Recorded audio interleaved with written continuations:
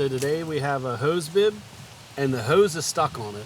So the homeowner tried to use pliers to loosen it up. As you can see here, it broke the caulk and started to twist the pipe behind the wall. So we're going to give it a shot and see if we can loosen it up.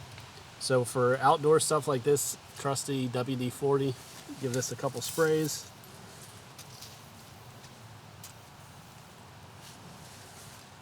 And then the most important thing is to have 2 wrenches, one to loosen and one to hold the hose bib stationary so it doesn't break the pipe behind the wall. So here we go.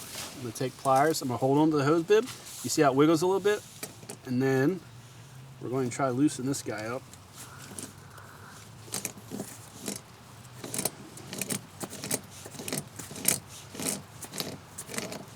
All right.